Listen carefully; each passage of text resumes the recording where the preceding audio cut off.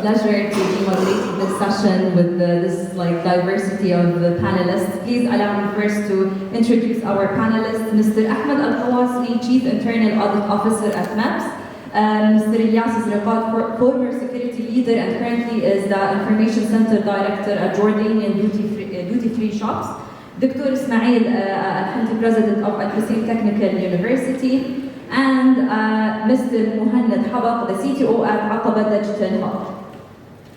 We will be starting with the first round of questions, starting with Mr. Ahmed Al-Qawasmi. Mr. Ahmed, since you're coming from the private sector, we'd like to know how do you think the private sector can make a good use of the FAIR model to ensure cybersecurity? Thank you. I'm very happy today to be part of this summit, and I hope that we discuss what is the thought in the market about cybersecurity and risk management generally. As we noted today, based on the discussion today, there is quantifications and how we can reflect the risk in terms of dollars or in terms of financial terms. When we see that risk, one risk report as issued by the Institute of Internal Auditors and the World Economic Forum report and other global risk framework, we can note that cybersecurity risk is one of the top risks. This is why we have to pay attention on how we can measure this risk. FAIR model is a complementary framework to some of the existing frameworks like Kuntu sponsoring organizations tradeway, which is COSO, or ISO 31000, or National Institute of Information and Technology Cybersecurity. But it doesn't replace the existing, it's a complementary add to it to quantify the risk. When it comes to the Chief Information Security Officer or Chief Information Officer, and when we prepare their budget in annual pace, one of the elements that we see in their budget some investment to harden their security environment. And to submit this proposal or business case to the board, the first questions that will come, we will invest this amount, what is the derived benefit? We are talking about, eventually about the financial terms in dollars. Thank you, Mr. Ahmed. Staying in the same area, moving to Mr. Ilyas Zriqat. Same question, but from a governmental point of view. How do you think the government can make a good use of the FAIR model to ensure cybersecurity?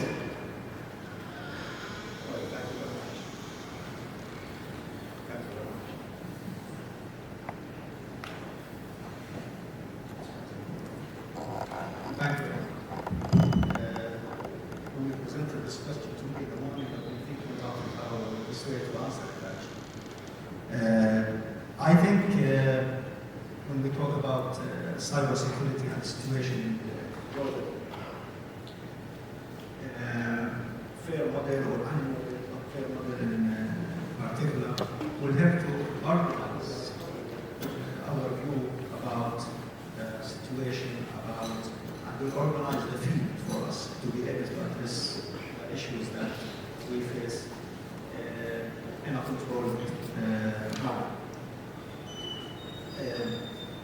From my experience, the challenges that we used to face were mainly the infrastructure, the critical infrastructure in Europe. And the other issue was building trust among different government entities to build cooperation and to build to be able to serve and to build capability within the government to meet the needs, especially when we move to digitalization and to e-government and all that. Because we didn't have, let's say, one platform. We couldn't, as entities, government entities, trust sharing information or having full integration or connectivity among ourselves, which hindered all the efforts over many years. And this thing was needed to be addressed. I think with having such a fair system that you apply, if it's applied and if it's adopted, will provide such a platform, will encourage the different entities to work together, to work securely. One of the issues that also we faced with the government or remember was how to the identity, how to have secure connectivity, how to be able to provide these services to the population. Security to fill the gap of workforce shortage regionally, and maybe HTU.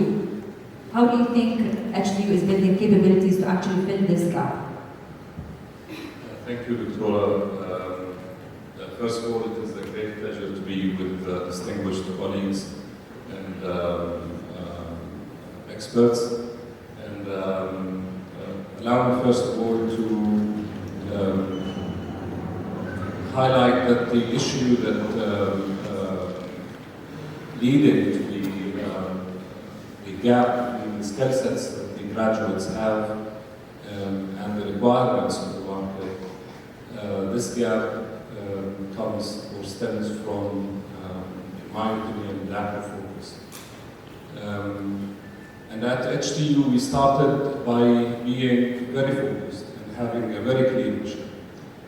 Now, if you ask me to define HTU today, I would tell you HTU is a technical university that embraces employability as the objective of education. So if we start from that platform, then we can gear everything that happens in our academic institutions towards preparing young people with the skills, competencies that are required today by the employers.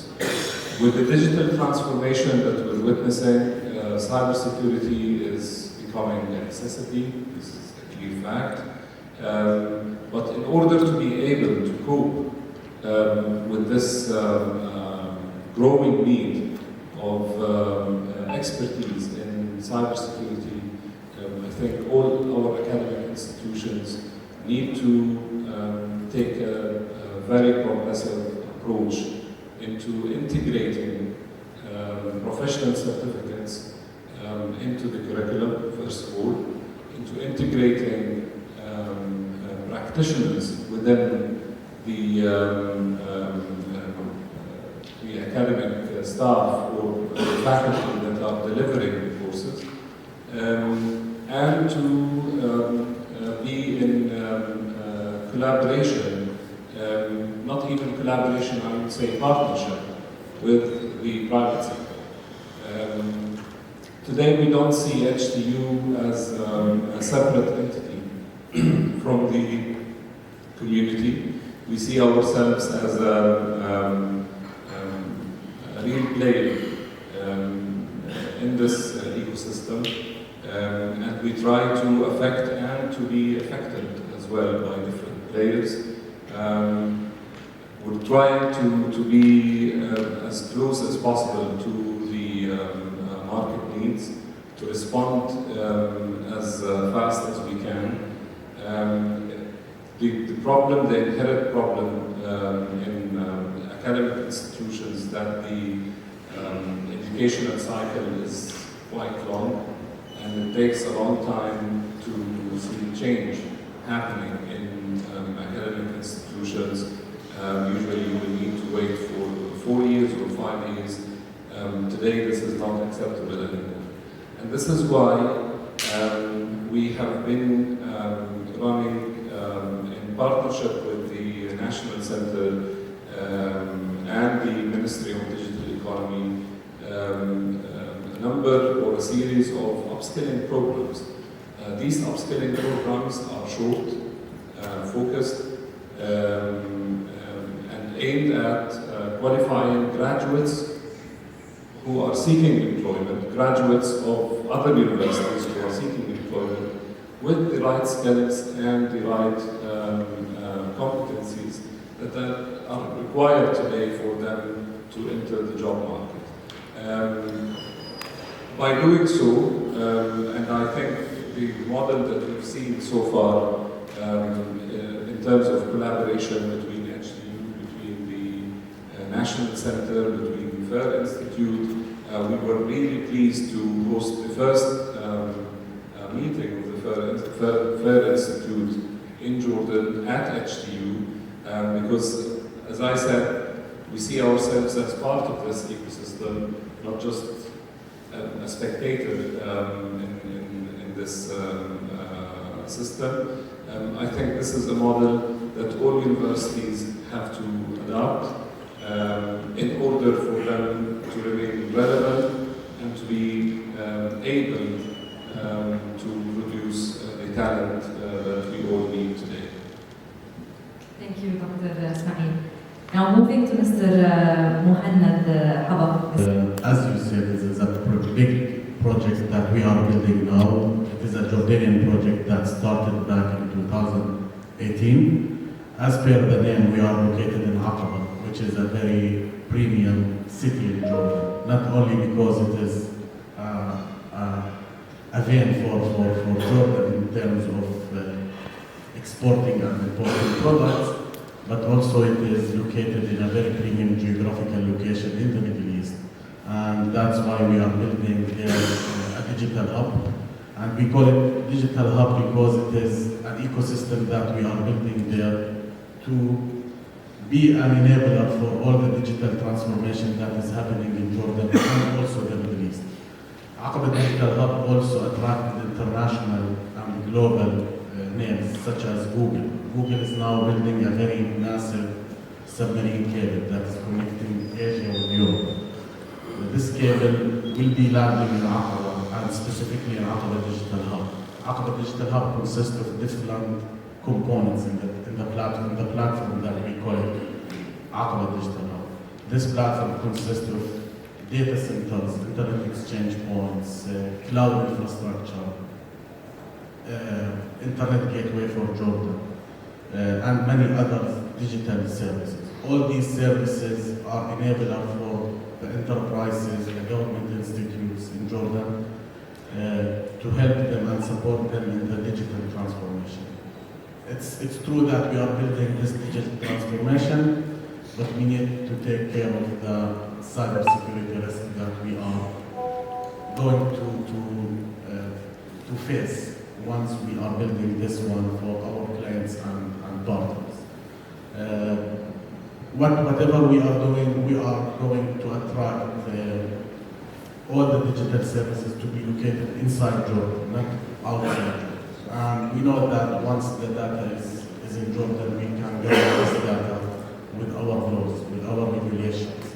We can have cybersecurity risk measures applicable on these data. So this is what we are doing, and with our partnership with several local and international institutes, we can achieve this digital transformation for the country and beyond within the Middle East, taking the benefit of the geographical location of Jordan as a country in the heart of the Middle East, which is now moving and accelerating in the digital transformation. That's great. Thank you, Mr. Muhannad. Back to the FAIR model, back to Mr. Ahmed. How do you think the FAIR model will contribute to maturing risk management practice? Thank you. I would like to address specifically the payment industry, and we can extend it to the banks and insurance companies, especially here in Jordan. Any payment company, because I'm working with MEPS, and as a payment company, we have the schemes, the Visa and MasterCard, and we are part of the payment ecosystem. And there is some mandatory requirements from Visa, MasterCard, in addition to our regulator, Central Bank of Jordan. There is a specific instructions and directives issued by the Central Bank of Jordan addressing the cybersecurity. Based on that, we can see that the payment industry pays on the digital trust. And one of the components of the digital trust is the cybersecurity. And eventually, the vulnerability of the cybersecurity might lead to the money laundering and the fraud, which is Visa, MasterCard, any schemes or the CPG as well. They don't like to see this happen for any company or at the country level to harm the business economy. However, the compliance department in collaboration with the risk management, they can work together and utilize the FAIR model to quantify the risk, because there is a clear mandate from Visa and Master and CPJ. If you are not doing that, there is a penalty. There is a fixed penalty, there is a trade penalty, there is a variable penalty. We can see the billing events from this side. We can plug in the FAIR model and to quantify the risk itself. This is the first part I would like to highlight about the payment sector itself. When you address the risk appetite statement, and based on my experience as working before for an advisory, we see most of the risk appetite statement when it presented to the board for endorsement and sign off, it's a descriptive. It lacks for the numbers and the financial terms, but this is why the FAIR model can be plugged in and to quantify the risk itself and to facilitate the decision that might be taken by the board. This model can be extended to be utilized by the banks. I don't want to deal with technically in accounting, but there is what we call it the expected credit loss faced by the financial institutions, especially for the banks. And this model, it's new. It was mandated in 2018 as per IFRS. Before it was backward, look for the history and book the new loss. Now it's forward thinking, and also according to the US GAAP as well, they use this model as a forward to see the history and to see the current situation and look forward. But based on this model, you can predict your expected loss. There are some financial implications, especially for the financial institutions and also for the insurance companies. There are money claims, there is money insurance policies, also the insurance companies can utilize this model and to plug it in their system in order to protect their provision. It's very important for the insurance company. And this is some examples how the industry and this model can be extended beyond the cybersecurity. Thank you. Thank you, Mr. Ahmed.